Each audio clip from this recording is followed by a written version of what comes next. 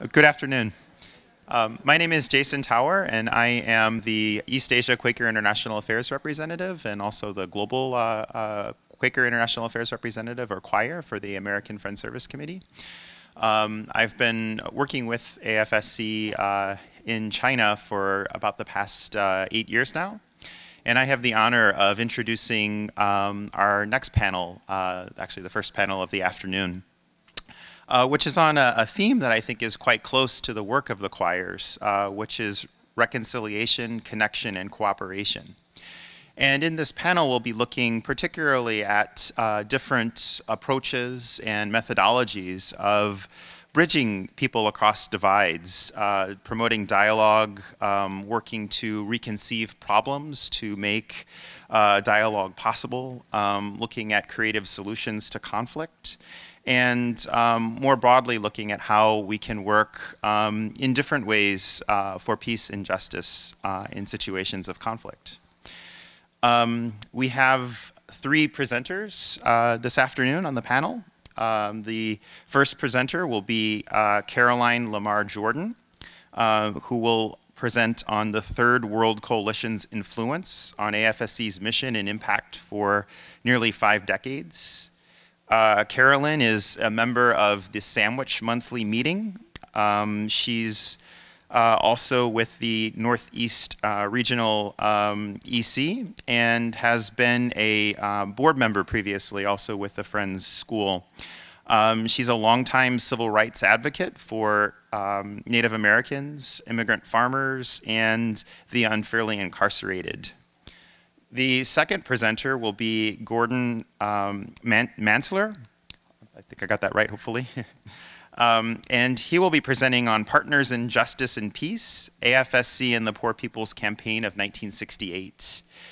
Gordon is an assistant professor of writing and history at George Washington University in Washington, D.C. And he wrote Power to the People, Black Power Coalition and the Fight for Economic Justice from 1960 to 1974, which was published in 2013. Currently, Gordon is working on a project on multiracial electoral politics in Chicago in the late 1980s. And then our third speaker will be Doris Panzer. And Dory will be presenting on measuring progress in tiny steps, local peace process implementation through civic engagement in Northern Ireland. And Dory teaches at the University of Pennsylvania, working on issues of cultural identity and heritage in Irish America. So each of the presenters will, as before, have 20 minutes. And without further ado, I'd like to hand things over to our first presenter. Thank you. Good afternoon, friends.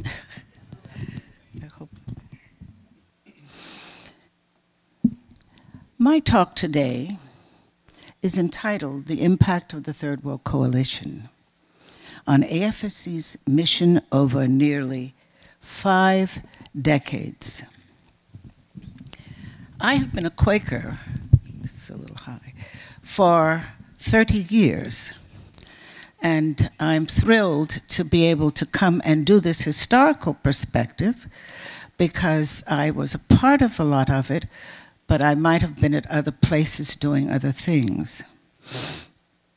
In the audience are several individuals, and you'll see them in the slide presentation, who, as TWC staff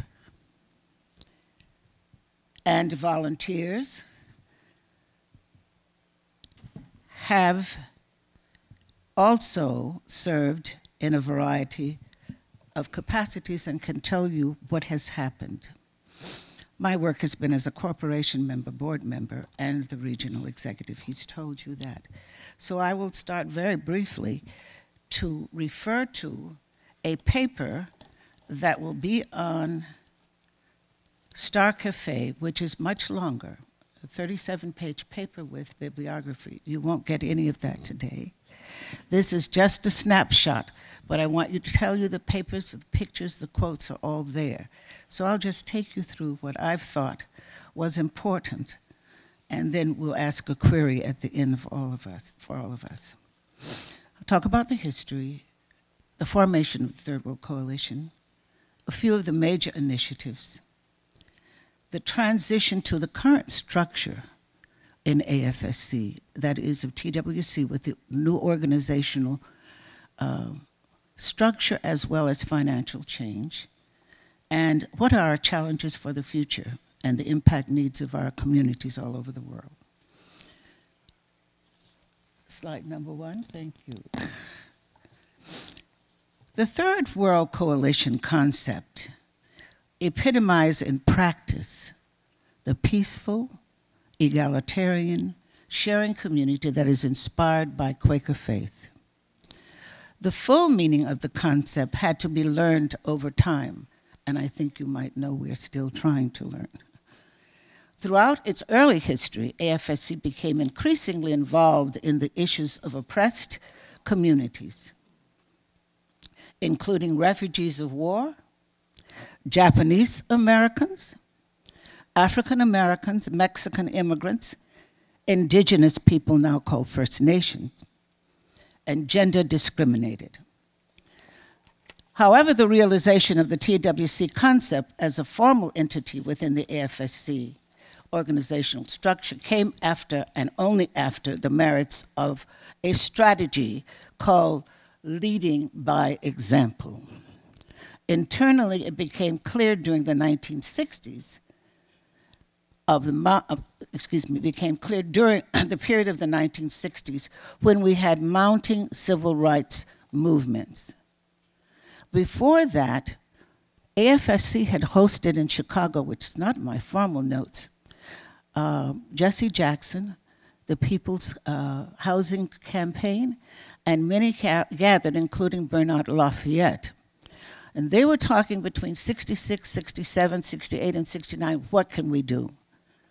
Our life starts, the Third World Coalition, out of that, with some of those players. In 1971, the Third World Coalition was formed during a community relations roundup at Estes Park, Colorado, by a group of people of color, both staff and committee members who saw a need for an inclusive culture within AFSC, and they chose to work with each other rather than isolated from each other. The first beginning of community, we hope. They also set out to establish more outreach externally to communities of color. The reference here to people of color includes African Americans, Latinos, Native Americans, Asian Americans, and any other discriminated minority ethnic group. It's important to note that at that time, the political world was considered divided in the first world, the United States and its NATO allies, and the communist bloc of countries, the third world countries, mostly located in the Southern Hemisphere. They were not aligned to either side. The Third World Coalition term was offered to suggest that the distressed minority people of color communities in this America are in fact members of the majority communities of the third world countries to which they are related. So the term has stuck. Slide 3. This slide illustrates the relationship between AFSC and its staff and its constituency proposed by the founders of TWC. The people of color, staff of AFSC, were encouraged to build bridges between AFSC and the leaders of social movements in their respective communities, inviting them to join national networks of marginalized communities. AFSC would bring groups of these community leaders together in gatherings where they would share common concerns and relate them to ongoing missions and potential new initiatives of AFSC. In June 1971, the board recognized the Third World Coalition's founding document and provided funding for staff. Initially, Ed, please Ed, yes, Ed Nakawatasi and Rosemary Kubas, please, he's worked with me, Ed is right here, for staff for the Community Relations Division, working in Philadelphia, and Hewlin Watson in Texas were appointed to guide the efforts. I should stop quickly and say, this report is not about me. it's about these people.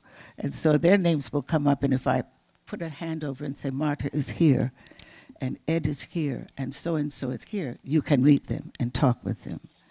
Slide 4, please. The third Peace Education Project began in '73 and was the first program initiative with an objective to connect anti-militarism, organizing work with grassroots organizing in communities of color. They organized in 6 cities across the United States, and the Human Needs and Military Spending Program was the first peace education program to target communities of color. This work continued in the 1980s and 1990s when TWC undertook to prompt the Peace Education Division to translate what peace is from a third world perspective concretely. This meant, number 1, refocusing of AFSC youth and militarism work to poverty draft concerns in poverty communities. B, creating a post-Vietnam era National Peace Education Committee and orienting this committee to advocate for peace from a third world perspective. In '74, the original staff were reassigned and replaced by Amina Young and Rosemary Mealy in the central office in Philadelphia, and they took on staff responsibilities. Slide 5, please.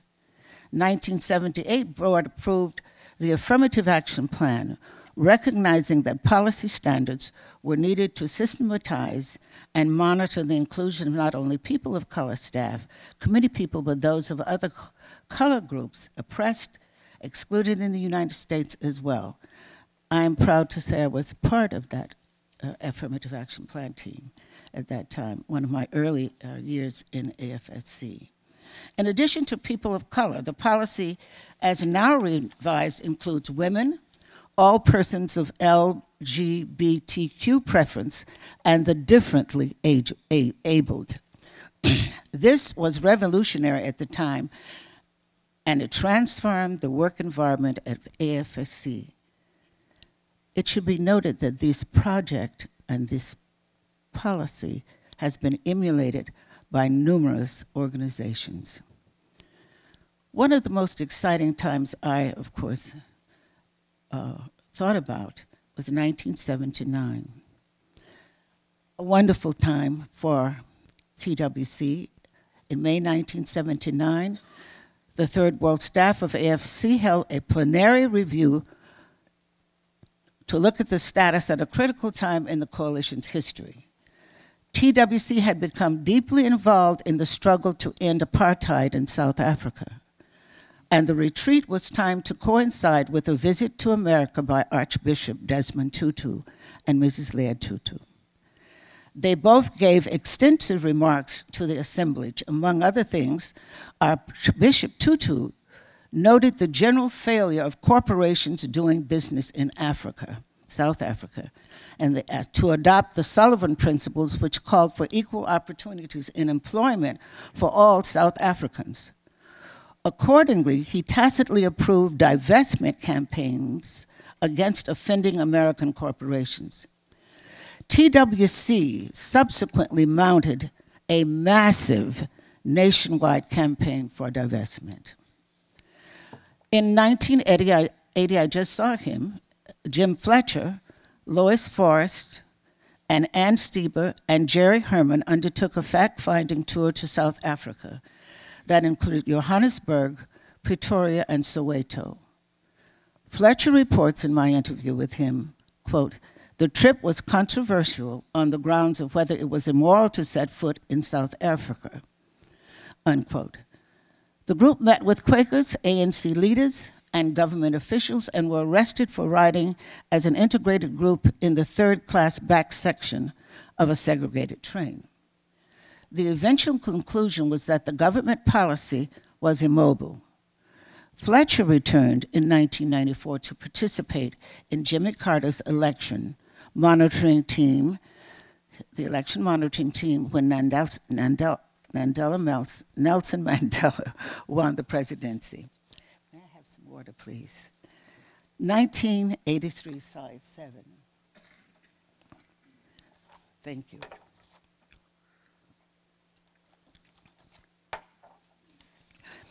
AFSC has had a long concern for the lingering impact of colonization on Native peoples.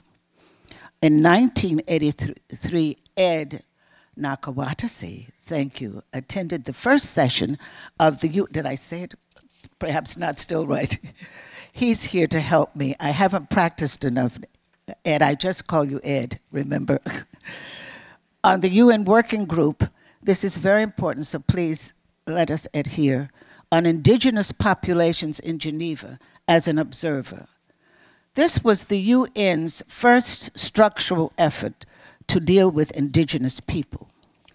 Ed represented AFSC's support of indigenous people's petitions that the UN examine conditions of indigenous communities.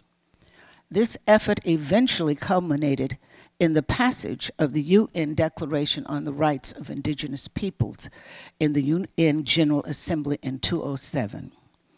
The delegation established standards for treatment of indigenous peoples and in a groundbreaking fashion affirmed the distinctive identities of indigenous peoples and their rights as collective entities. AFSC, by action of its board, endorsed the UN Declaration in its draft form in 1997, probably the first and, for many years, it seemed, the only non-indigenous organization to do so, to endorse it. Slide 8, please.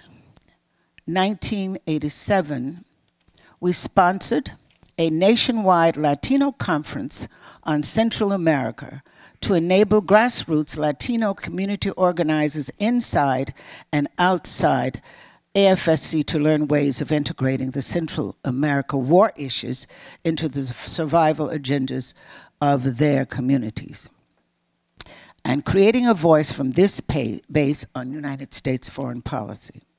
This impacted AFSC substantially, opening the way for involvement of communities of color in AFSC Central America work. Leaders of this conference were Marta Benavides and Rosemary, who is deceased, Cubas. Marta is here and you will be able to speak with her. Slide 9, please. Thank you. Just a few more slides and I'll go quickly. TWC focused on 500 years is enough. That campaign with internal education on TWC network and production of resources useful to community activities. And in 1992, in the annual meeting that took place in Puerto Rico, one of the first places visited by Columbus, the TWC annual meeting was made to coincide with the 500 years of residence against oppression of third world people. We fast forward to 2008. TWC sponsored 14 activists from around the United States. Excuse me, slide 10, please. For the people of color delegation to Israel and Palestine. The delegation included TWC Director Darrell, others, and I will say longtime AFSC TWC advocate who's with us today, Hal Weaver.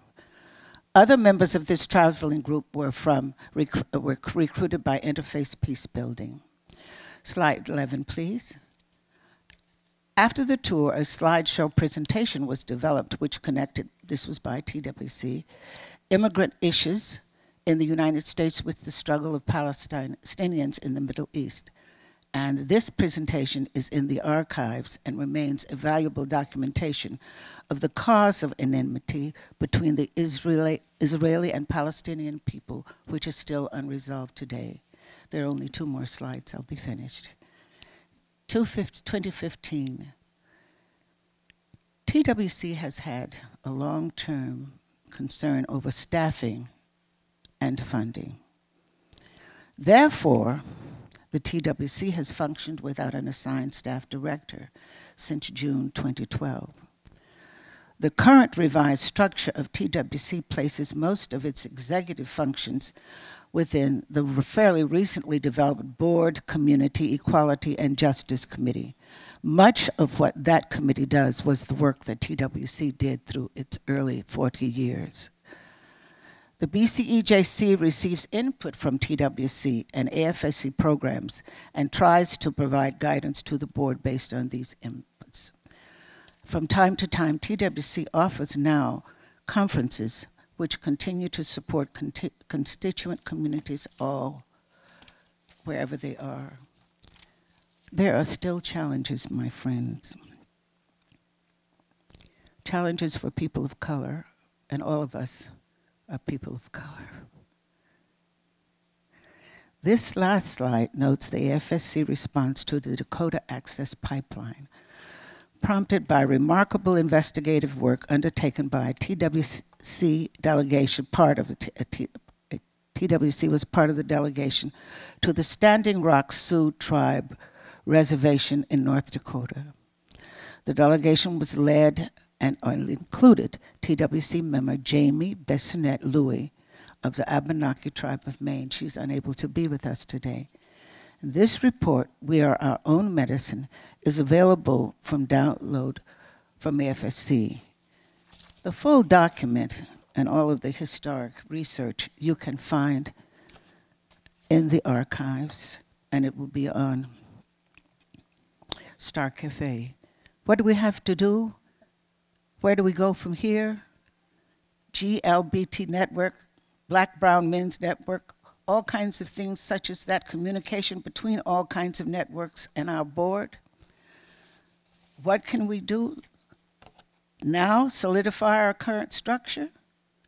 We have need for staffing and support of constituents, volunteers, and current personnel. We have cultural climate considerations of white supremacy in job placement at AFSC. We have strategic planning on the choices of programs, the use of funds to ensure excellence and success. We must reevaluate our priorities given to international concerns versus US domestic concerns. The Chicago Freedom Movement, of which I spoke, is an ideal example of AFSC's community collaborative work. It can be modeled, letting the community lead you. Reconstruct social justice resource handbooks, as was written by Rosemary Kubas, and guidelines for work in our local communities. And utilize the AFSC current resources, all of us, in peace and social justice, every one of us, to work together to model, as has been done by the Friends Relation Committee. Thank you, friends. I could have gone on. You may read the whole publication.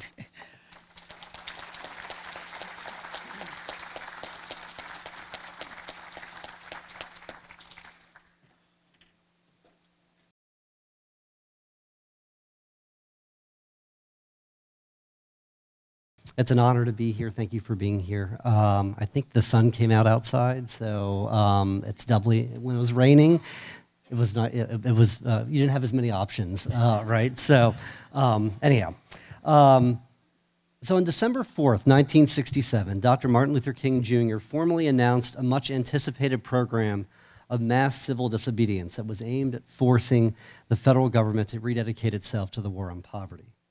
The Southern Christian Leadership Conference, King stated, would launch a poor people's campaign to dramatize poverty in the United States by leading, quote, waves of the nation's poor and disinherited to Washington, D.C. to secure at least jobs or income for all. During the following spring, quote, we will be petitioning our government for specific reforms, and we intend to build militant nonviolent actions until that government moves against poverty. At the heart of the plan was King's notion of militant nonviolence, illustrated through a series of planned marches, rallies, demonstrations, and sit-ins designed to tie up federal agencies and Congress, all emanating from a central semi-permanent campout of poor people on the National Mall called Resurrection City. If such massive dislocation failed to move decision makers in Washington, then demonstrators would take their protests home to cities and smaller communities across the country, as well as to the two major party political conventions that summer. One way or another, King promised, the poor would be acknowledged in the richest nation in the world.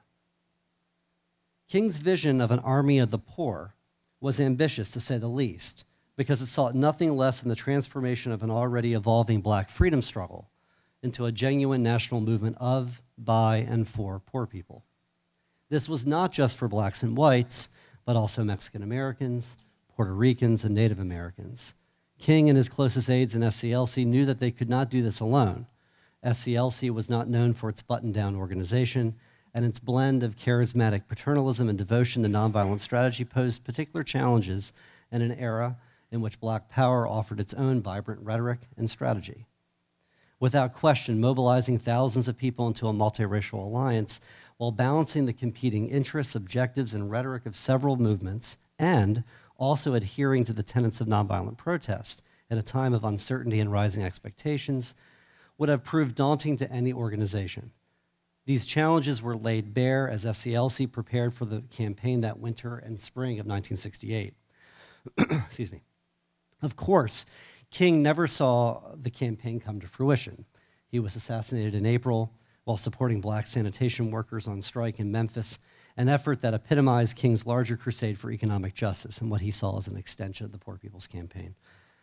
The campaign occurred in his absence and has been routinely dismissed as a failure, not only because of his death, but also because it did not achieve its primary objective. The war on poverty continued to wither, especially after the election of Richard Nixon, and yet the campaign, including its initial planning, offers a unique window into how identity and coalitional politics interacted, particularly how its participants and organizers attempted to balance the overlapping issues of economic justice, racial justice, and peace. Enter the American Friends Service Committee. Immediately after King's December announcement, SCLC turned to the AFSC because, as SCLC Executive Director Bill Rutherford described it, the Quaker organization was, quote, the only group in America with whom we can identify totally in terms of their devotion to nonviolence and the struggle for freedom. Indeed, the AFSC not only adhered to nonviolence as a central philosophy, but its members were often the very few whites in southern towns that championed civil rights early, particularly on issues of open housing, voting rights, and school desegregation. And in my other research, when I was first starting toward my Ph.D., my master's thesis in South Florida, I studied the school desegregation effort in Pinellas County, Florida, and St. Petersburg. And it was there where the local Friends Society in St. Pete played a key role in supporting striking sanitation workers there as well, often through funding, literacy classes, and just providing meeting space. And I find this over and over again in my research in other parts of the South in particular. For AFSC's part, it viewed participation in the Poor People's Campaign as a continuation of, quote, a common cause to build the same kind of society, one that does violence to no man, one that recognizes the brotherhood of all men, stated Executive Director Colin Bell.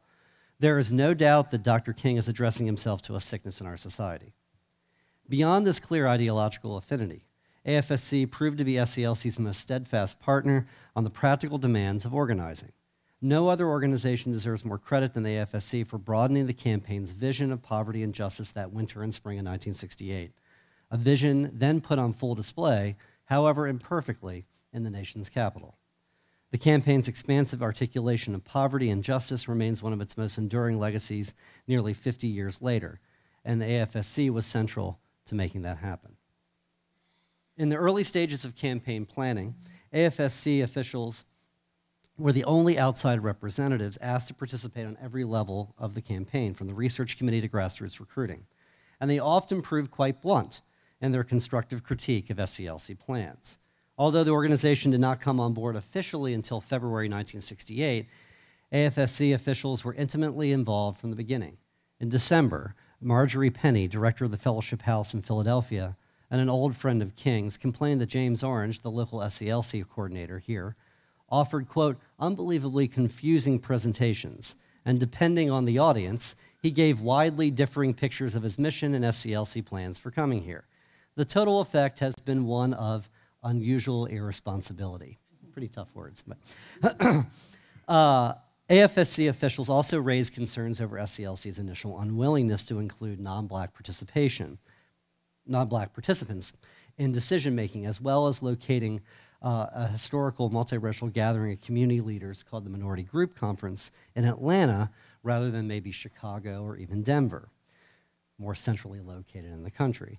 During the next 2 months, King and his aides responded to such criticism by offering AFSC's top officials unprecedented access to discussions of the campaign's organization, publicity, and goal setting. and this established AFSC as a vital partner in the campaign's preparation. AFSC also played an outsized role in recruiting those individuals and organizations who had not worked with SCLC before, especially those outside of black and white faith organizations in the North and South.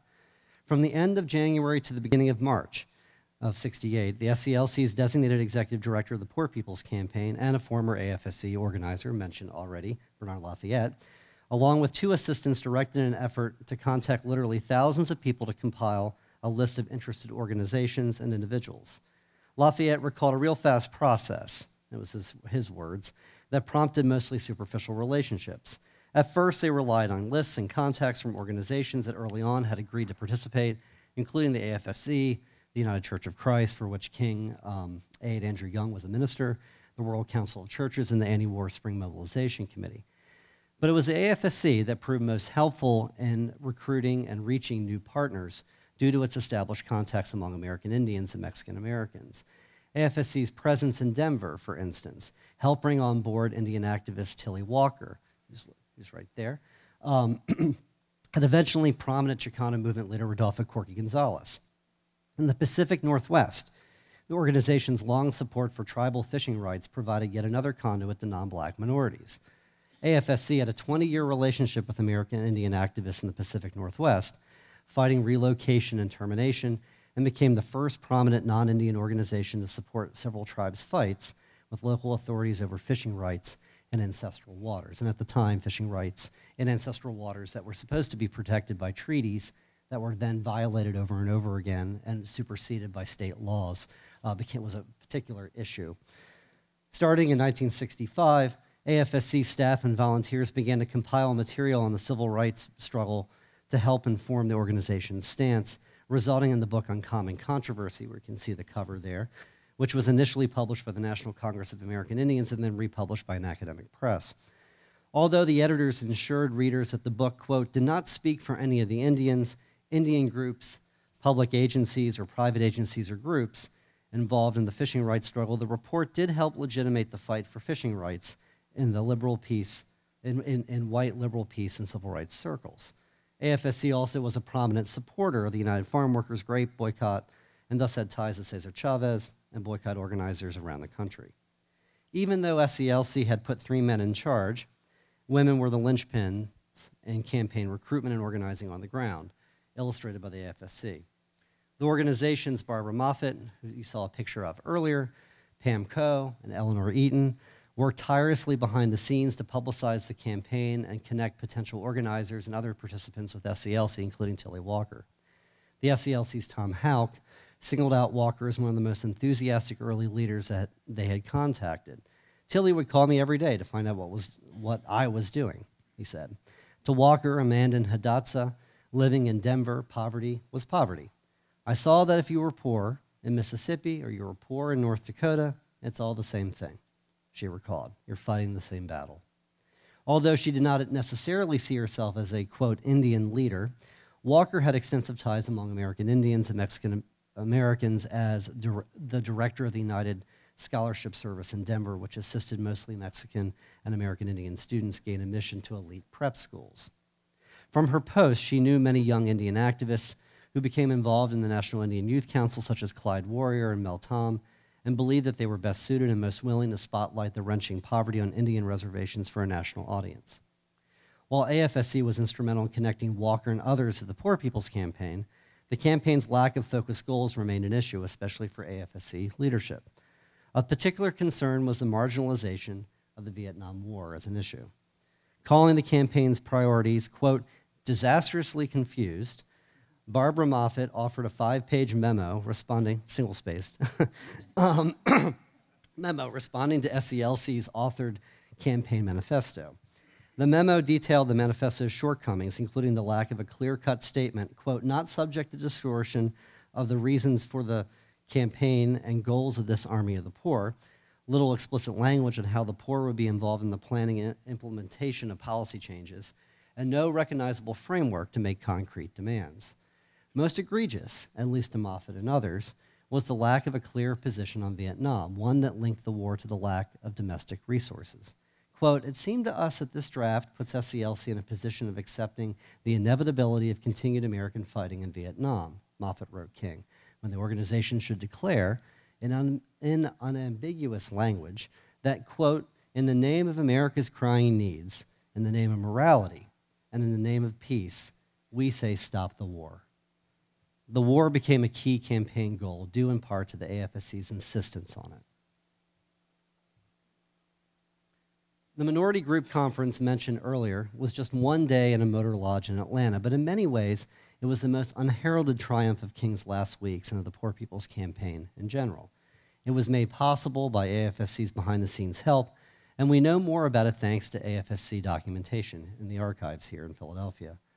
For a rare moment, activists from several dozen organizations gathered on more or less equal terms to discuss the merits of SCLC's proposed campaign and what exactly as a unified group they wanted to achieve. Every sort of social movement organization on the left imaginable was represented in the room: civil rights, student, labor, peace, religious, welfare rights, middle class and working class, Chicano, American Indian, Puerto Rican, and I can continue naming other groups. Not surprisingly, then, the list of attendees included some of the most well-known movement and anti-poverty activists in the country. And as you can see, a few are here. Joining King and his aides were Miles Horton of the Highlander Folk School, Tom Hayden of the Students for a Democratic Society, Carl Braden of the Southern Conference Education Fund, former SNCC coordinator John Lewis representing the Southern Regional Council, Richard Boone of the Citizens Crusade Against Poverty, and Bert Corona of the Mexican-American Political Association, not to mention Reyes Lopez Tijerina, the land-grant rights leader from New Mexico, Rodolfo Corky Gonzalez, Jose Angel Gutierrez from Texas. Also in the room were members of the AFSC, including Eleanor Eaton, who wrote an exhaustive report to Barbara Moffat after the meeting.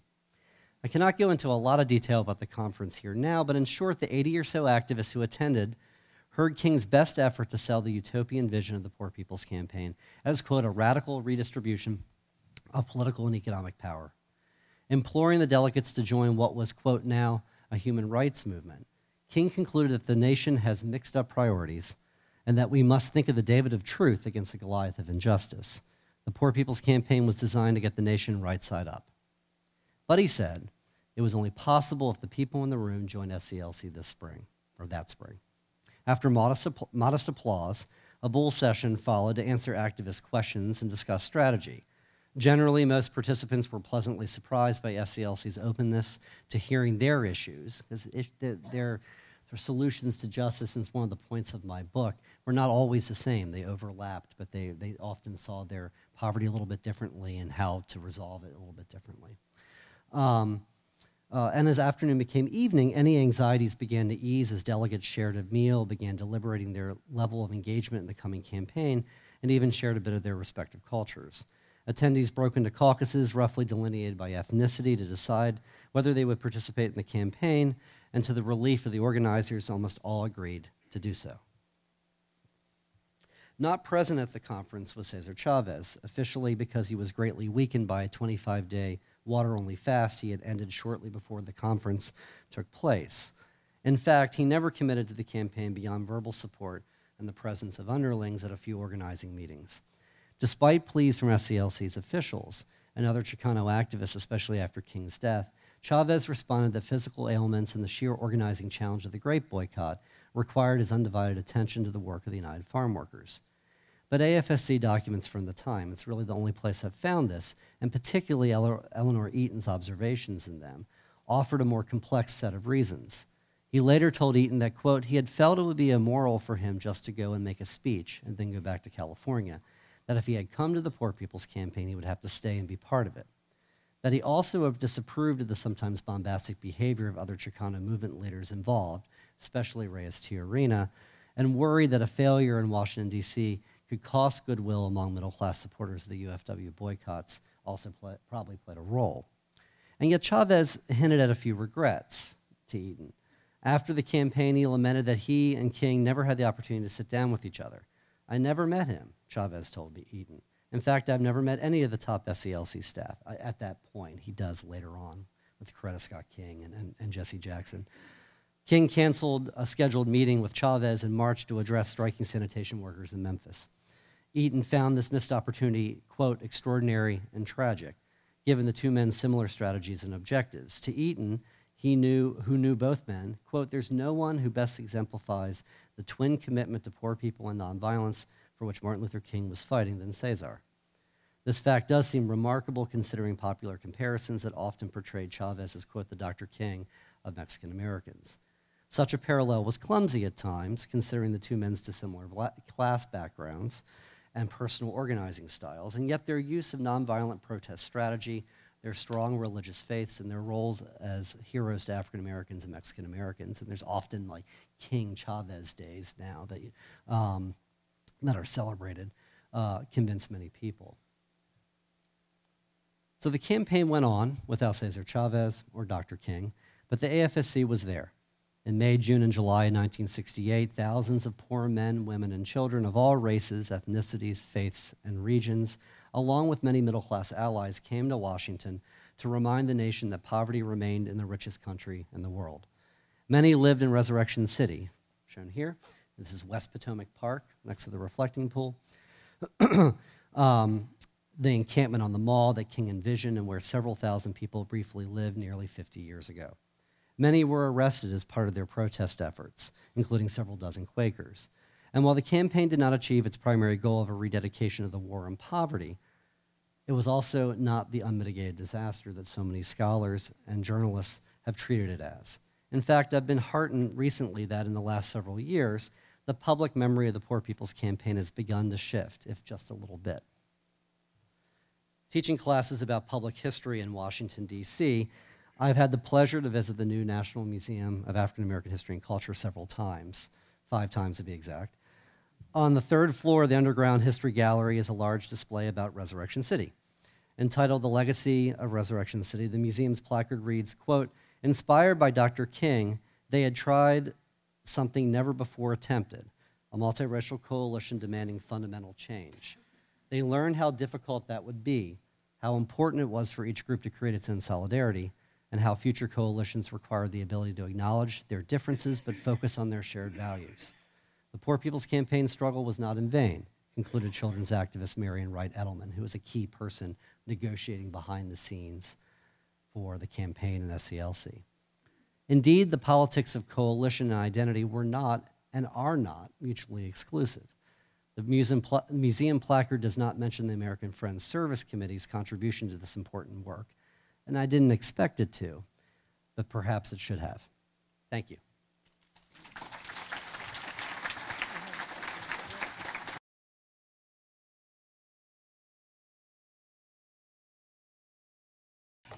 The province of Northern Ireland is now 19 years into a peace process that ended 30 years of armed conflict, commonly known as the Troubles. Outside of Ireland, the Troubles were considered to be a sectarian war that pitted Irish Catholics against Irish Protestants. But like the historical backgrounds of other conflict zones around the world, the real contributing factors and issues are more complicated than mere differences of religion. Although the socio-political divisions in Northern Ireland do fall along ethno-religious lines, the Troubles began and continued for 30 years because of extensive civil rights abuses targeting the Catholic nationalist minority and their related desire to be free of British rule. Throughout the second half of the 20th century, and still present in many forms today, are wall murals like these, and they've been among the most visible expressions of heritage or ethnic and national identity in Northern Ireland. Particularly during the Troubles, the murals mirrored the socio-political divide and the tensions between Protestant Unionist loyalist majority and the Catholic nationalist Republican minority. However, despite the sectarian tensions that remain an undercurrent of daily life, many residents now are embracing new perspectives about accepting and respecting people from other ethnic and/or religious backgrounds. Even before the Good Friday Peace Accords were signed in 1998, various governmental and community groups held discussions on the human impact of the conflict and how best to facilitate issues of victimhood and reconciliation. Once the agreement was in place, it provided a framework for peace process implementation. 19 years on, this still is a work in progress. Using examples from my ethnographic fieldwork in Strabane, County Tyrone, I will highlight several town and district-wide programs that focus on serving and bringing people together from both sides of the house, and complement province-wide initiatives. These activities provide insight into the lived experience of post-conflict Northern Ireland at the grassroots level. As one community leader told me, the peace process, by its very nature, has changed people's views. The process of peace is about engaging the community. It's about individuals. It is about the individual person understanding the opposite. You know, someone from the other culture, someone from the other persuasion. A significant dynamic of the community engagement has been the deliberate inclusion of all parties impacted by the conflict without valorizing or condemning anyone's involvement. Although progress may seem slow, I argue that these small incremental steps are essential for challenging and changing the socially constructed silence between the two sides of the house that contributed to Northern Ireland's divided communities and misunderstanding for generations. Strabane is a small town of roughly 17,000 people in County Tyrone, one of 6 counties that make up the province of Northern Ireland, which is part of the United Kingdom. And it's outlined at, whoops, we're still not getting. Point it this way.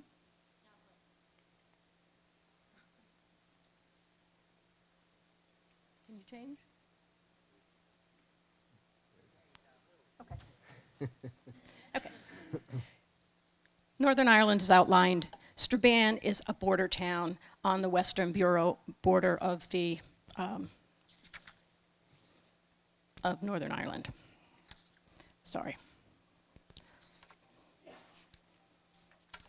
I've conducted ethnographic research in Strabane for various lengths of time since 2009.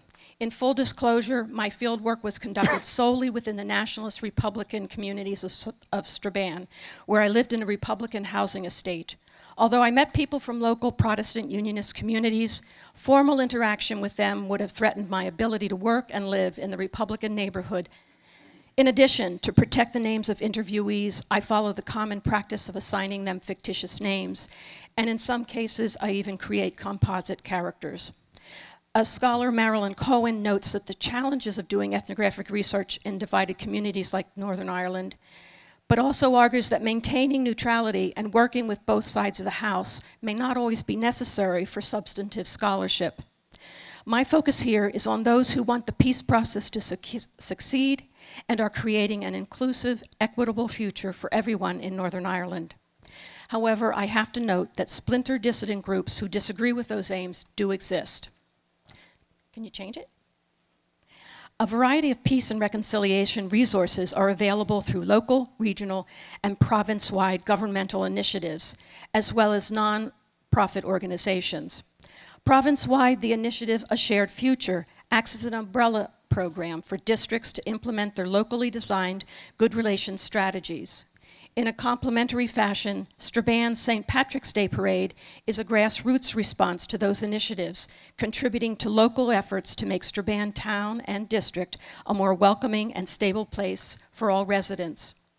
The overall aim of A Shared Future is to establish over time a shared society defined by a culture of tolerance, a normal civic society in which all individuals are considered as equals, where differences are resolved through dialogue in the public sphere, and where all individuals are treated impartially. A booklet setting out these aims includes a section discussing ways that regional and local governments, as well as individuals, can work towards this shared future. Resources like this are made available at no cost in hard copy through various outlets in the province and are accessible online. Slide. Individuals are probably most aware of peace initiatives on the district level. When I was conducting research in County Tyrone, the county was divided into 2 districts, with Strabane Town being the hub for Strabane District. Council members for the district have to balance the interests, needs, and perceptions of close to 40,000 residents living in rural villages, hamlets, and farms, in addition to the town of Strabane. Part of that challenge is to move residents beyond the socio-political inequalities of the past, in which the Protestant Unionists controlled local as well as province-wide governance, whether they were the actual majority in a given locale or not. During the first half of the Troubles, most of the nationalist Republican community abstained from political processes because it privileged the Protestant Unionist community and marginalized Catholics. By the 1980s, however, those attitudes changed, with many nationalists and Republicans not only voting, but actively engaging in local and province-wide affairs. Today, the political affiliation of council members reflects the electoral involvement of the overall population within the district. The primary religious makeup of Strabane District is roughly 65% Catholic and 34% Protestant, while Strabane Town is roughly 93% Catholic and 6% Protestant. Local programs and activities intended to help Strabane become a more inclusive and welcoming place include the town events like the St. Patrick's Day Parade and community-based policing partnerships, just to name a few. Slide. I spoke with District Councilor Phil Cassidy about the councilors' roles in district affairs. Like many Republicans in the early 50s, Phil is an ex-prisoner, an IRA volunteer during the Troubles who served time in prison because of his involvement with the conflict. Phil is committed to his home community, Strabane, and encouraging people to explore and maintain their Irish heritage and culture. At the same time, he is keenly aware of his responsibility to district residents who may not share his political or ethno-religious identity. Phil was particularly proud of the council's efforts to cultivate open dialogues with the public regarding issues like removing offensive murals or curb painting. At the same time, he acknowledged some of the challenges of getting the public to cooperate. He explained that it's about bringing people with you. What the council's done is they have a good relations program, and they brought people in, and they appointed people from inside the council, and they got the views of the community and councilors, and they listened first. And see, the stakeholders, which included the agencies that could have been alienated, like the police, they were consulted. Everybody had to listen to everybody else. And sometimes, you know, it's 3 steps forward, but maybe 2 back.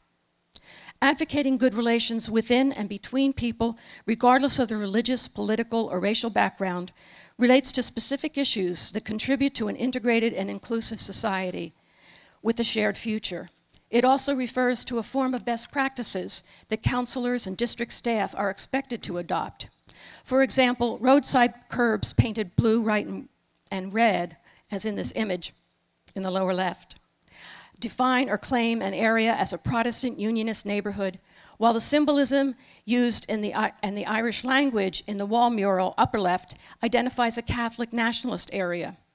Through the efforts of district councils and other organizations, many people have come to understand that ethno-political displays like these can offend someone from the other side of the house, and they do use that term.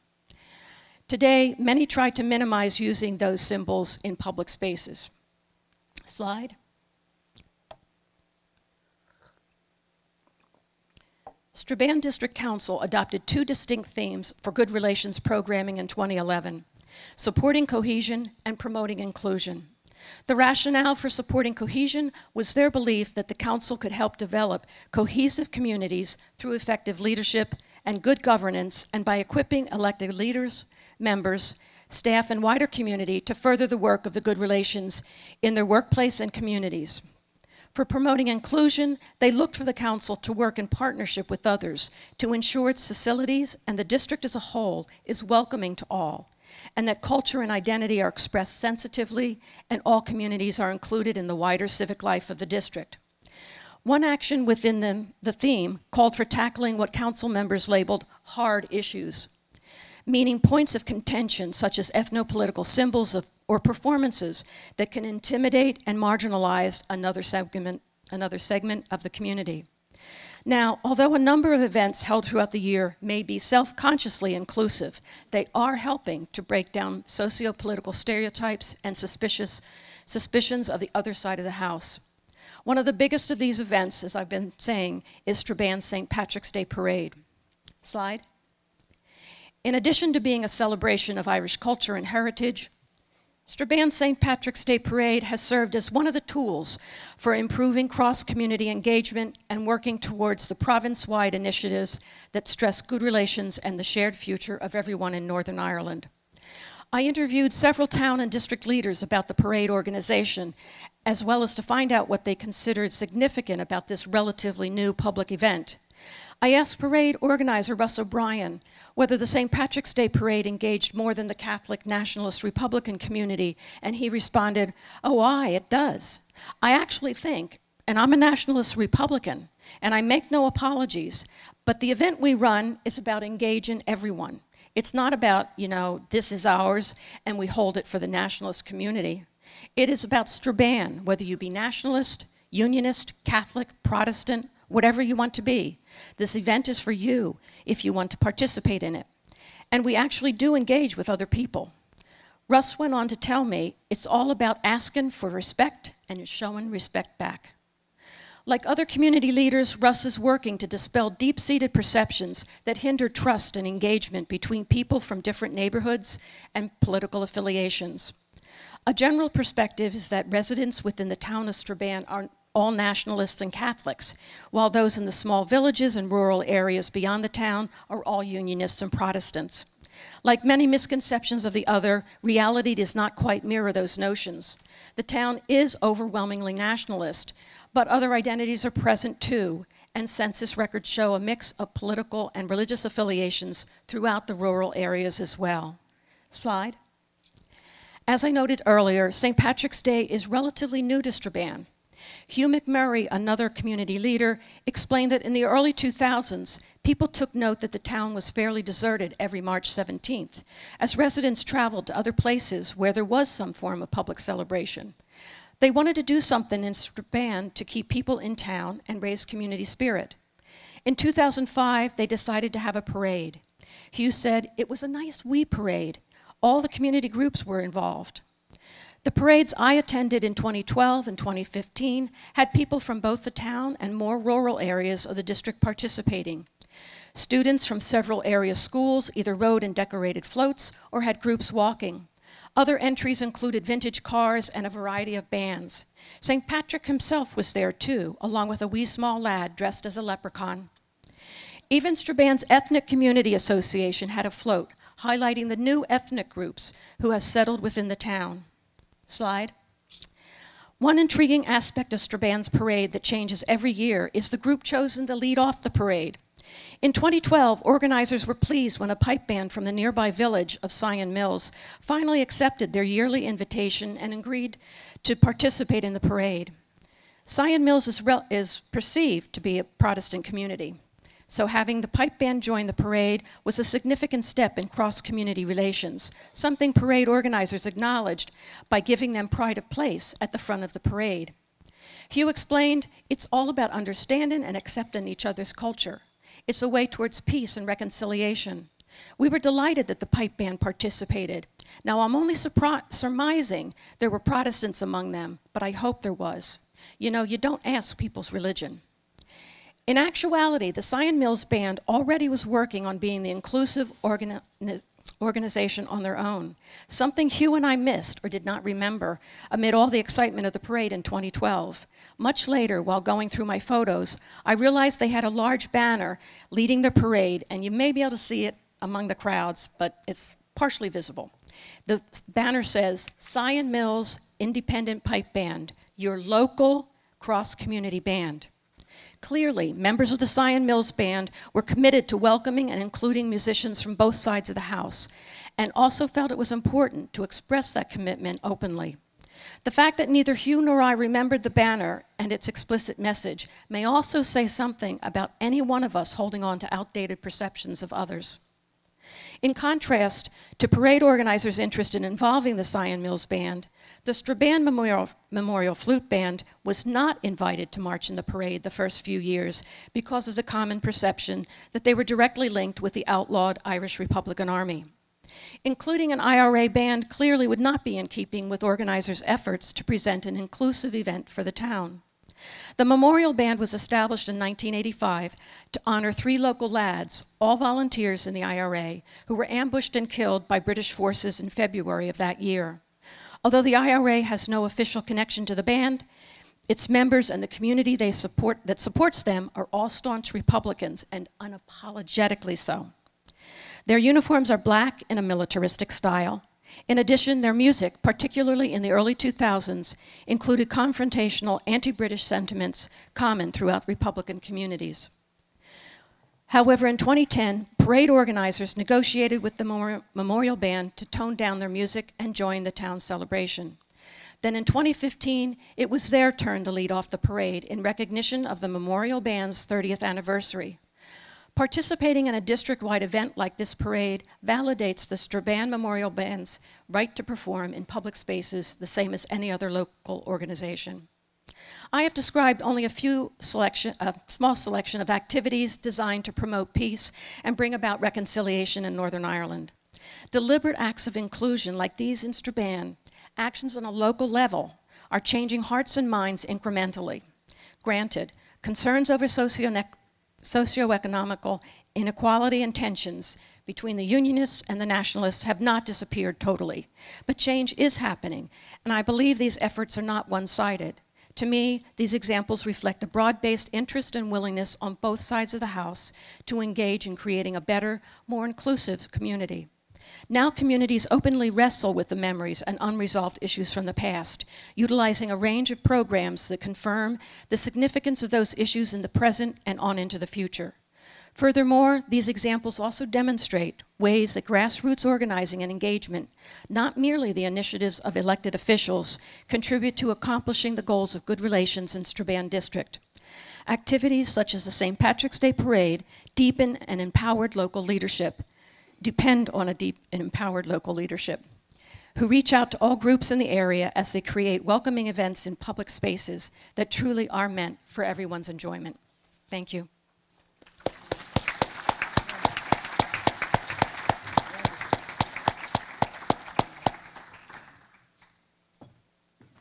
Thank you, everyone. And I want to thank also everyone who's been here, coming from your personal work in all of these experiences, whether it's in the US, whether it touches different parts of the world, Northern Ireland, or anywhere else.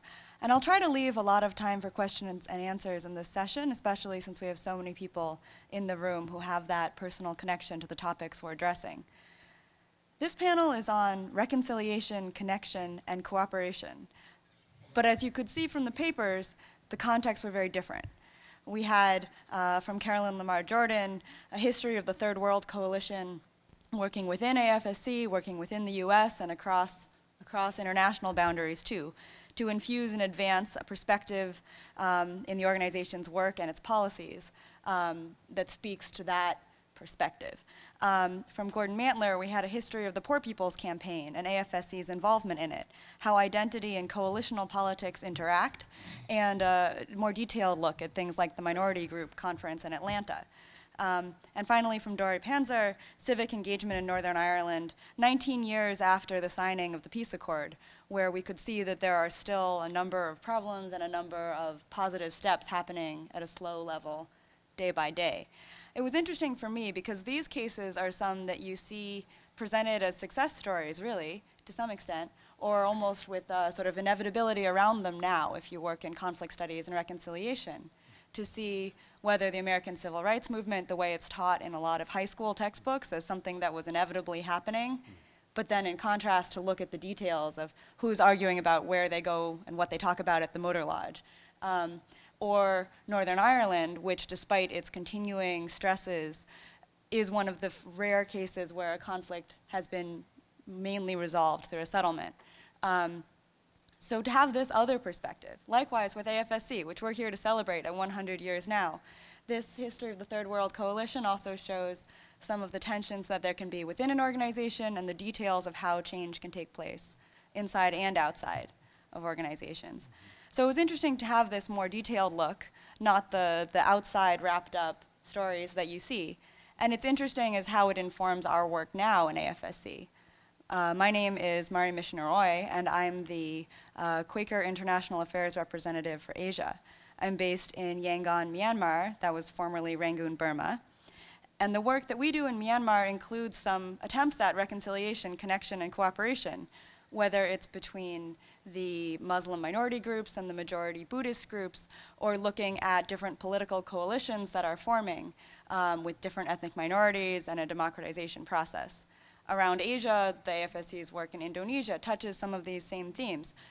Dory mentioned parades and public space. We don't have a leprechaun, but in Indonesia, there's been looking at lion dances, which are an expression of ethnic Chinese identity that is often couldn't be shared before in the way that it has been with some of the work AFSC's done on reclaiming public space for diversity.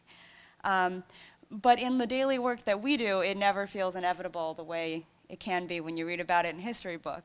And if we're trying to build these coalitions step by step, it's hard. And ratcheting back from that spirit of meanness once it ratchets up in public debate in the US or overseas is really difficult.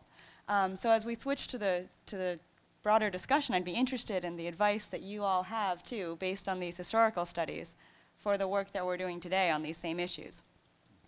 It seemed to me that there were three main themes coming out of these papers. One is, where is your community and who can a movement speak for? Where do you draw the boundaries between who you're representing and what issues you're working on? With special attention to the position that we sit in and the position that we speak from, whether we're speaking as Quakers or Americans or members of one movement or another. I also saw a theme of visible tensions, like you could see with the murals in Northern Ireland, and invisible ones, or ones that bubbled up more slowly, that you may not have had such an open conversation about before a meeting in Estes Park, Colorado, that Carolyne mentioned. And I'm personally curious, coming from a political science background, about the details of what strategies made these coalitions work and made them not work. How did it happen? Where could you build a coalition and why did that one work and another one not work? So either speaking from your own experience in organizing or researching these stories or looking ahead at the future. Finally, it's interesting for me, if we're examining our own positions and the places that we speak from. There was a mention of the Japanese American jailing during World War II and AFSC's role with that. My relatives were held in camps, and the work of Esther Rhodes and Quakers at that time stood out to my family and to my grandfather, who became Quaker and worked with AFSC for 4 decades afterwards with the Material Aids Program. So as I work abroad with AFSC in a position of relative power, controlling a budget, figuring out what programs we're going to support and when, it's also interesting to think about that as a former beneficiary and someone who can stand on this stage looking at the history of the organization and feeling proud of that, even as we struggle to do better. So I'd like to turn it to questions now. We'll take 3 at a time, and then people can respond based on which speaks most to their work. Let's look around, and I'll ask people who haven't spoken before in particular to ask first. So, let's see. In the red, there, ma'am. Yeah, thanks. Carolyne, at the end of your talk about TWC, you indicated something about friends relations, and I don't know if that's part of the future challenges, and I wondered if you could briefly expand further on that component. So we'll take 2 more. How about next to you on the other side of the aisle? Yes. Yes.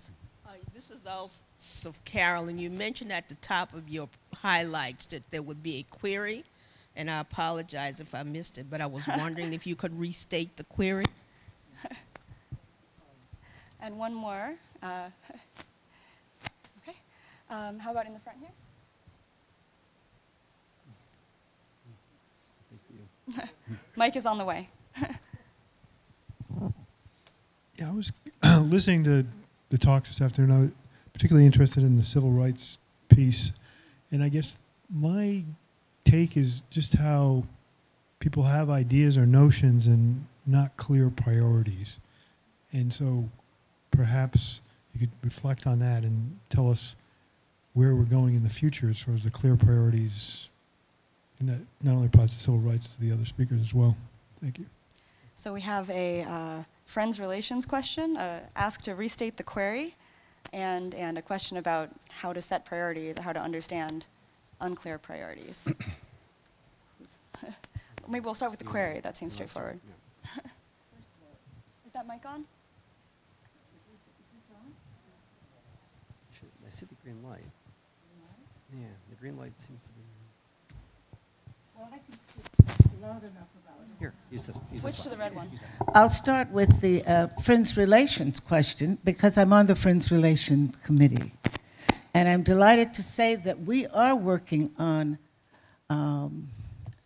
extending our view of our culture, our own community, our own meetings. I enjoy it very much. I've been a Quaker now since 1966. And so to be a part of, and a part of the sit-ins. So to be a part of a Quaker meeting in New England that is trying to work with that, I reach out to my community, my larger group, and enjoy coming here, not often enough, Lucy, to talk about what other communities are doing. How are you managing the issue of racism or homophobia or whatever?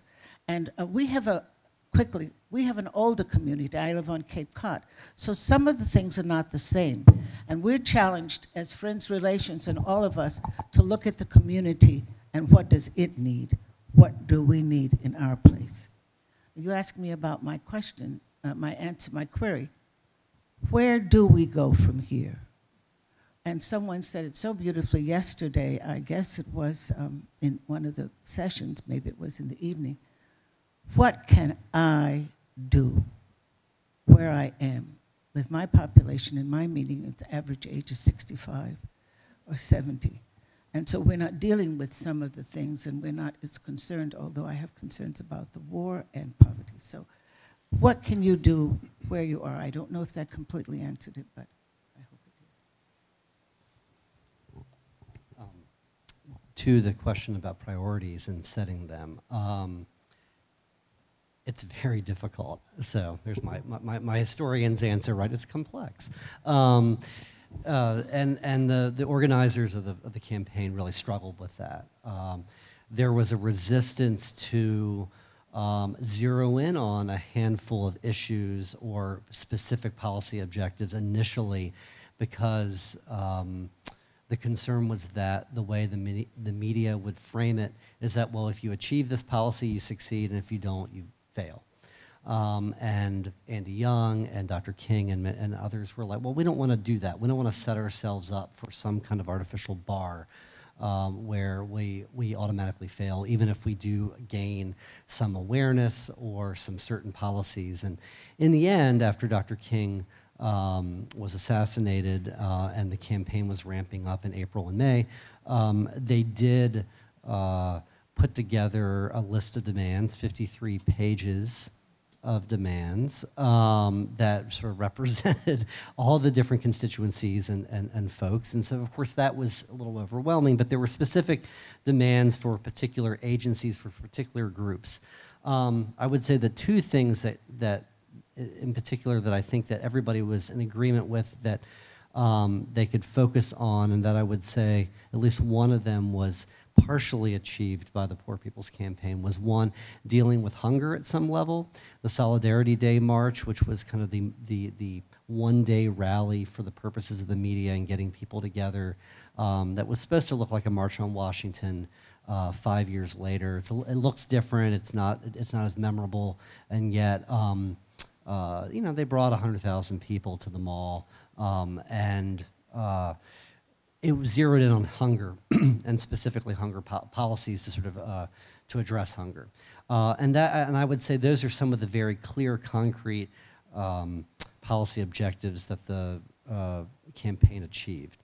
So that was one thing, and the other thing I would say, and it gets back to maybe one of your questions as well, is when you're building coalitions, you have to recognize that your partners are not always going to agree with you on every issue.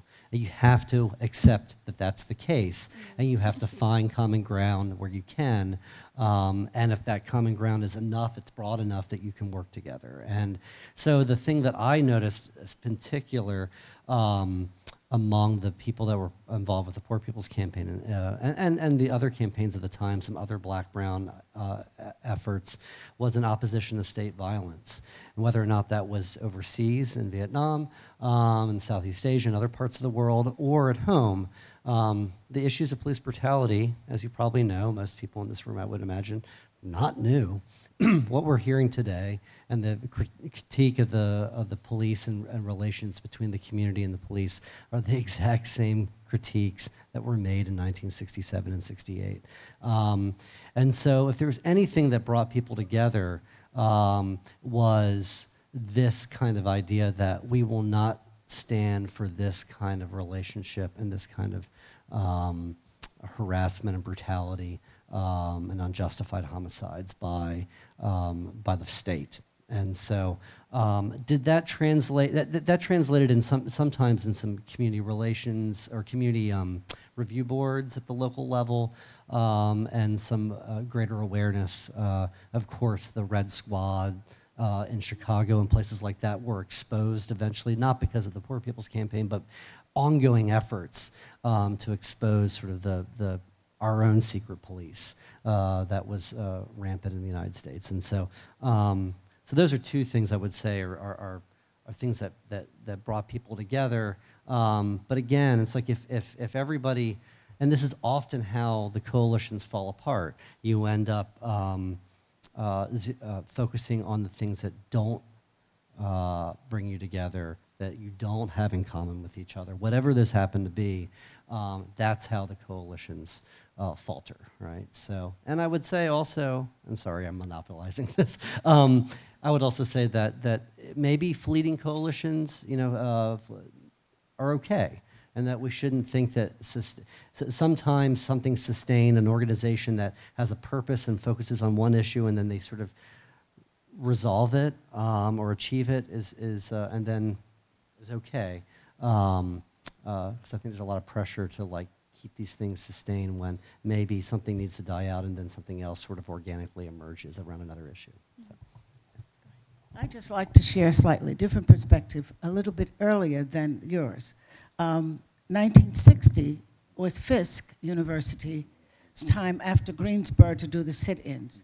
And I thought the 2 or 3 things, I was 19 years old, I thought the 2 or 3 things that did bind us, and we called ourselves sit-inners and not a coalition, was the fact that we had urgency, we had unity, and we had bravery. I'll quickly describe for you April the 19th, 1960. It's written up in the Tennessean. I was practicing my music to graduate, but the call came and said, we're going down to City Hall. We're going to protest the counters. The freshmen had been doing it alone, and they had been sitting, and they were putting them in jail systematically. So we said we were going to go as a whole college. And I want you to know 5,000 of us from all of the schools, Fisk 800, Tennessee State, Scarrett College, and the Friends, the Nashville Friends stood on the outside so we wouldn't be hosed. Why was it successful? I don't know if we had a coalition, but we had an understanding of an urgency. And so no one, although I was graduating in 3 weeks and going to get married, go live a wonderful life thereafter. So I didn't see any reason. I thought that I should leave. And I actually said to someone, my mother will kill me if I'm engaged, if I'm in jail and don't graduate. And it was as simple as that. She would just absolutely come up here and bury me. So I was one of the last to join. But I want you to know when we got down and showed up at City Hall, the statement came out in the Tennessean, integrate the counters. Now, I don't know that we mobilized like unions. I don't know that we did all of what you are talking about and all the plans. I loved reading the books that have talked about the more current nonviolent activists.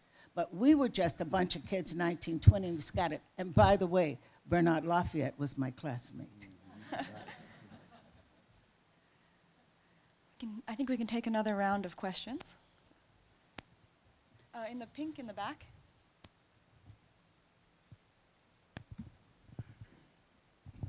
I was struck by the directness of the AFSC people to the leadership of the SLEC, whatever that was.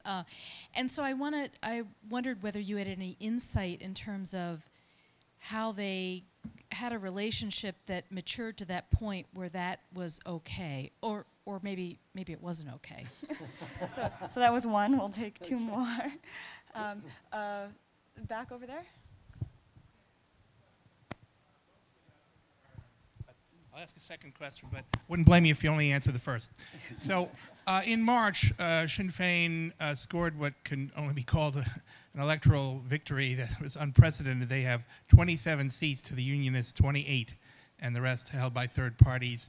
So there's been an extension on the three-week deadline to form a coalition government. If no agreement can be made, the direct rule goes to the UK. So tensions are higher than I think they've been in years. And I'd like to know what your assessment of the situation is, and also what role Quakers and the American Friends Service Committee might play going forward. The second question is about Myanmar, and just to find out what is going on given the strife between Buddhists and Muslims in that country, what the AFSC has been up to. So that was 3 questions from 2 people. Shall we try to get one, one more in? Anyone who hasn't spoken? Okay.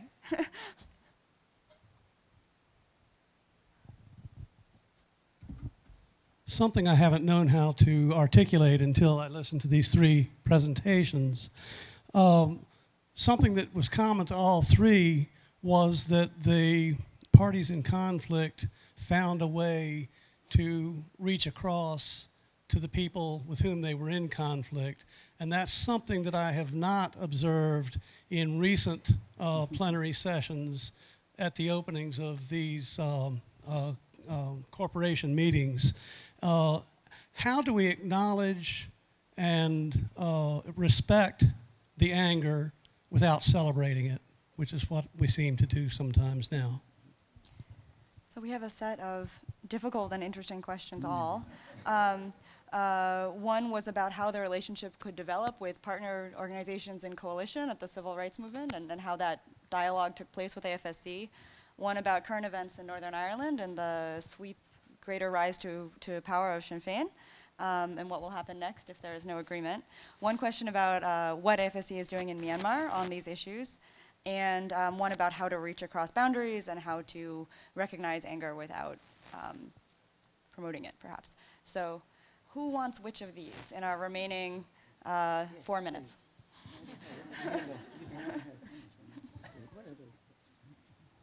Okay, is this one on? Yes. Okay.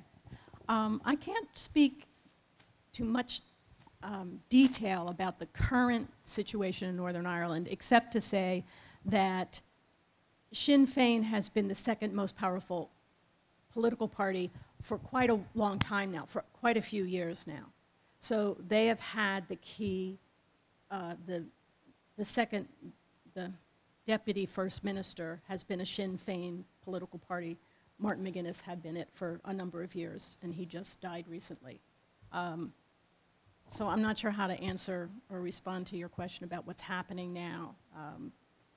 Things are kind of in this weird state because people in Northern Ireland have mixed opinions about Brexit, and Brexit impacts them tremendously. It impacts the Republic. It's going to be hard to see how things are going to progress. I know some folks on either side of the decision-making or the choice, and both sides seem to think that Brexit, yay or nay, may mean closer steps to a united Ireland. I don't think we're in a position to be certain of any of that, but things are in flux. Not necessarily a new thing for Ireland, but Northern Ireland. But yeah, there's been some recent stuff that's kind of up the ante for some of it.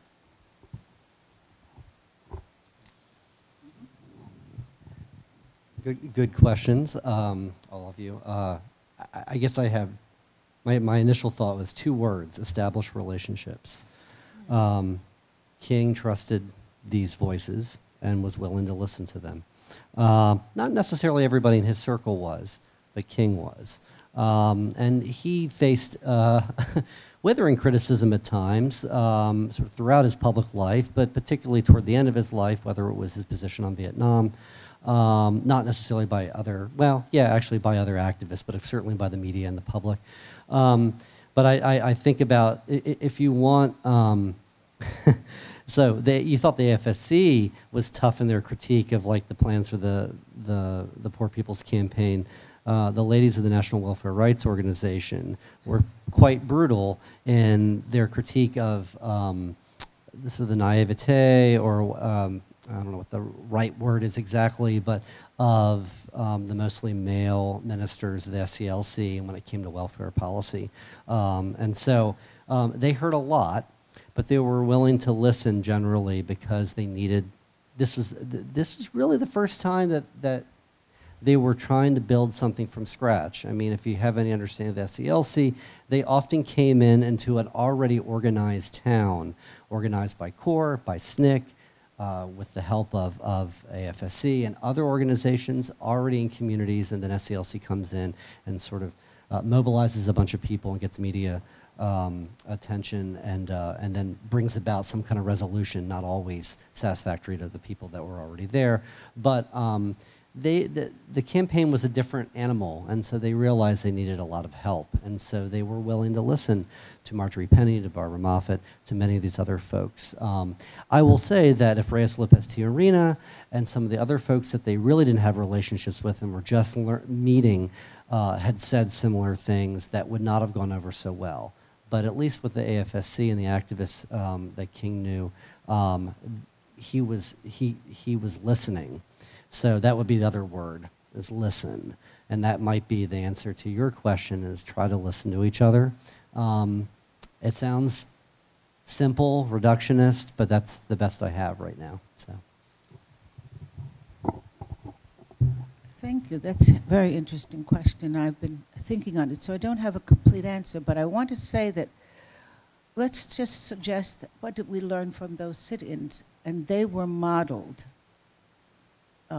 Greensboro modeled for us, and we went on and did what we could do, and it went around. And it wasn't always useful because after a while, things change, and that's what we have to be prepared for when the tide changes, because we were not on the buses. We were not murdered. John Lewis was 4 years behind me. He went to school with my sister at Fisk. Mm-hmm. So it was a whole different time and day. There was an expectancy around it. But those people who succeeded in our different campaigns did model it. Now, I want to go to AFSC and say, I've had the honor of seeing our work in different places. And we do model some things. And I am so pleased when I hear that we have trained or gotten someone to do something very well in some area. I'm a little bit sad because the place I did visit most recently, and it's a while back, was Zimbabwe. We were not there. We've never traveled on AFSC funds, but we've traveled on our own. But wherever we go all over the world, we go to Quaker meeting and find AFSC. So we were in Johannesburg for a wedding, and we went to Zimbabwe. And they took us to the settlement that AFSC was supporting when there was the fight between the blacks and the whites, and the whites were driving the blacks away. We got to see the settlement and what AFSC had done to support the mother who could nurse her baby and could learn to farm again, to learn to what she could do. And I've always loved the projects that we've done through my years, 30-some years with AFSC, where we taught people to be free and independent in their own land. This is not the same. I have been to Southeast Asia at a different time, and I don't know those concerns the same way. But some of it is modeling and taking a pattern, as we did with the sit-ins, from place to place and teaching the fundamental confidence and self-determination, things that people need. And we have done that well over and over again. So that would be my hope, besides, of course, establishing relationships, but modeling as much as we can, as few pennies as we have, and as few bodies as we have. Let's take ourselves on the road and everyone teach one and carry them along. Thank you, and with that, I think we'll have to wrap up for now. Thank you very much, everyone. Something to say.